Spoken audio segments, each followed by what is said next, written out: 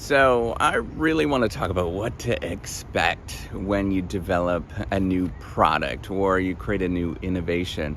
And I think this is a really important thing. And it's not exactly what you think it would be like. So, if you don't know me, I am Professor Dave Massack. I'm an associate professor of innovation strategy and entrepreneurship, and I created this whole reciprocity project to give back as much as I possibly can. So, the goal with creating a new innovation, new product, is to create something that hasn't existed before. And what's that actually going to look like, right? You're thinking that I'm going to tell you that there is going to be all these different stages that you have to go through, and there's this sort of cycle or process or whatever it is that you're thinking of that you need to go through. And ultimately, there's not a lot. What you need to do, particularly if you're starting something for the first time, there's no roadmap. There's nothing that you can possibly lay out that's going to tell you what the right thing there is to do. And the only thing that you could do is just get up and do it and get out there and start making mistakes. So when you create something, so I'm creating the Reciprocity Project, right? So this is something that didn't exist before. And in some ways, it's a demonstration to show you how you actually do this. Tried to get a team together within the city that I live in, and it didn't work out very well. So that failed. And then after that, I tried to figure out, okay, what do I do? So I got a developer to build out the platform, and that developer, it failed within 4 months. They disappeared. They, produced a product, then disappeared. So then I had to find another developer. So I found another development team, and they're doing a wonderful job. I've been working with them for a while now, for at least a couple of years. But then once I put this on the internet, then you realize, like, oh my gosh, nobody's using this thing. Absolutely nobody was using it. I spent all this money. I convinced my wife to this was going to be our big way to get and pay off our mortgage and do that kind of stuff, which is absolutely asinine and crazy to think of at the time. But I convinced her to give me, I think at the beginning it was like $20,000 to get going. So we invested $20,000 in this thing, and it didn't work out because nobody was using it. And then after that, I realized, like, wait a minute, we have to figure out like how to get people to the website. So then I started doing YouTube videos, and then I started doing, after probably a good couple of years of doing this, and I realized I had to do other things and do other social media platforms, because the way that the internet works, if you didn't know this, and I didn't really realize the extent of this, is that the internet is a big interweaving web of links. And so what's going to happen is you're going to put something on the internet, nothing's going to happen. And what you need to realize is that you need to create content so that the web interconnects and points to the place that you would like to go. And so you could do all sorts of different things and use social platforms and all those kind of things. But, the goal is you don't create something. You don't create something and then it just works out. What you're doing is you're scratching and clawing and figuring out what's the next thing to do. What's the next thing? How can I do this? What's going on?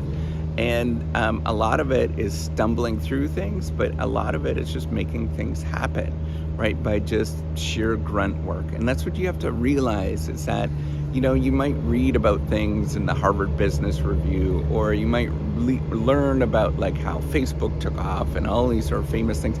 Those are the exception. Those do not work like that. Typically what it works is you're scratching and clawing, and you're trying and you're going, and you don't know what to do, and you keep doing those things over and over and over again. And it takes years and decades by the time you actually get something that actually works like you thought it would, right? So realistically, you need to get into it and think, okay, just to get started, just to get like funding or whatever you're looking for, right? It's going to be 5 years of trying as hard as you can. And then, so what's going to happen is that you're going to, try for those 5 years to get funding and do all that kind of stuff. It's not going to work out, right? Like typically it just doesn't work out, or you have a bad funder or whatever. And then you're going to be like, okay, what do I do now at year 5? What do I do? And then you got to go and you got to realize, well, I got to do something else. And so you fix that problem by doing something else.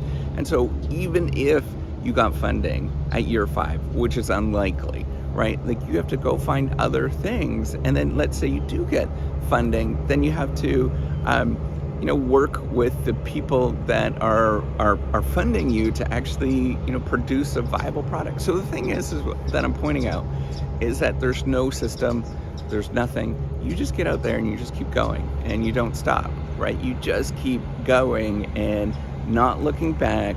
You're not trying to, think about what possibly could have happened in this scenario. You basically say, okay, this is not working out. And I'm worried, I'm stressed, I don't know what to do, but I'm just gonna go out and do this thing anyways. And you just keep stumbling through, like falling forward until you get something that actually works, or, something that you could tolerate with, right? And that's what real, true product innovation actually is like. It doesn't matter whether you're part of a larger corporation or you're part of creating something on your own that doesn't exist before. Even if you're part of that larger corporation, you have to go through the same processes. You get access to resources quicker and easier, and you might get a team together that you have to manage and do all of those kind of things. But in general, it's the same process. You're stumbling through, pushing through, creating something from nothing that didn't exist before until you actually get it that it works, right? And so you have this, imagine you have this big glob of mud and you're trying to create this sculpture, right? That's the same thing. That's the same sort of analogy. You got this big mud ball, and then you're sort of refining it and creating it and making it in different ways until it kind of looks like something that you'd recognize. But even then, it doesn't look like you think it's going to be. And then you refine it some more. You get, you talk to more people, you get more feedback from different sources, and you're constantly making it better, and it looks better. And then you're refining this and you're doing that. And that's the process. It's very much a sort of building and grinding and squeezing and doing all sorts of things that you'd never expect that you had to do to get this thing to actually work. And that's the process over and over and over again. You have to realize and you have to think that this is a long journey. And if you're in the thick of it right now, realize it's totally normal. You're right where everybody else is. And if you're just starting, realize you got a lot of stuff ahead and a lot of things are not going to work out. And if you're at the end, that's amazing. It's awesome. I'm super proud of you. But just realize it's just this long, tedious journey to get through to the other side. That's what real product innovation is. And a lot of times it doesn't work out. What do? Right? You just keep going. You find something else, you squeeze and you mold until something actually works. All right, take care and have a wonderful day.